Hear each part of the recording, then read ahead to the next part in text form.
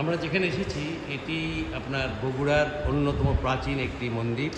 এই মন্দিরটির কারুকাজ দেখে কিন্তু আপনাদের কাছে মনে হবে যে এত সুন্দর কারুকাজ কে করে গেছে। আসলে দত্তরা এই কাজগুলো করে গেছে।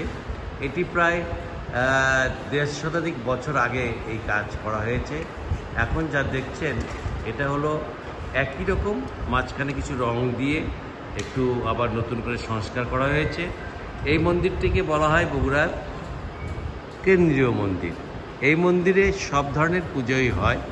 আপনারা দেখতে পাচ্ছেন যে এই মন্দিরটা আমরা হিন্দুদের জন্য, বিশেষ করে হিন্দু ধর্মাবলম্বীদের জন্য এই মন্দিরটিকে বিভিন্ন পূজায় এখানে পূজা করা হয়। এটা গোপাল ঠাকুরের পূজা, এখানে গোপাল ঠাকুরের পূজা করা হয়। তারপর পরের আমরা দেখতে পাচ্ছি যে এখানে যে আপনার এই রাধা গোবিন্দ পূজা করা হয়, অর্থাৎ রাধা কৃষ্ণের রাধা গোবিন্দের।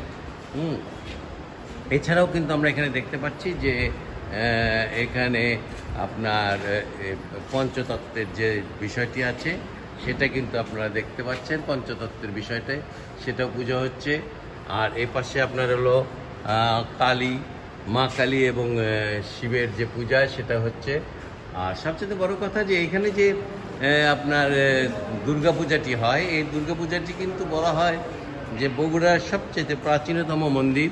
এই মন্দিরে দুর্গাপূজা হয়ে আসছে ১৫৫ বছর ধরে। তবে একটি বিষয়ে বলে রাখা ভালো, এই ১৫৫ বছরের মধ্যে ১৫২ বছর ধরে কিন্তু একই রকম পূজা হচ্ছে এবং সেই পূজায় আপনার হলো একই রকমভাবে প্রতিমা তৈরি করা হয়েছে, যাতে কেউ আপনার হলো বলতে না পারে যে এই প্রতিমাটা আমরা গত বছর একরকম দেখেছিলাম, আজ একরকম দেখলাম।